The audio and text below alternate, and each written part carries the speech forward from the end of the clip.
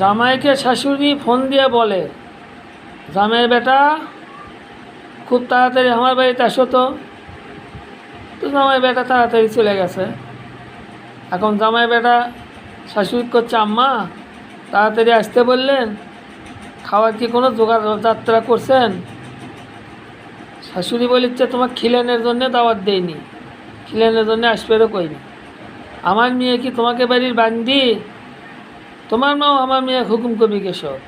আমি জীবনে আমার মেয়ে কোনদিন হুকুম করিনি। ছেলেটি বলছে, হুকুম তো করেনি, তাই বলছে এটা এটা করো। তখন মেয়ের মাও রেগে যেয়ে বলছে, কেন বলবে, কেন বলবে? আমি কি দাসীবান্দি করে পেটে দিছি ওই বাড়ি? তখন ছেলে বলছে, আচ্ছা যদি ভুলি হয়ে থাকে বলা, আর কোনো দিন আমার মা বলবে না। ছেলে মায়ের কাছে বলে দিয়েছে যে, মা তুমি যেন আর কিছু বলো না। ওই যে বেটার বউ শুয়ে ঘুম পাড়িচ্ছে, সকাল 10টা বেজে গেছে, ঘুমার থেকেই উঠিচ্ছে না। পুরুষ মানুষ সবগুলোই তো কাজে যাবে, ব্যবসায় যাবে, চাকরি করতে যাবে, তাকে খাওয়া দাওয়ার তো একটা ব্যাপার আছে। শাশুড়ি রাগ করে কাকু ডাকও দেয়নি, কারোর জন্য খাবারও তৈরি করেনি। এখন বেজে গেল ভেজাল, এখন বেজে গেল ভেজাল। এই ভেজালই হলে ওরে বিলেই মেয়াও।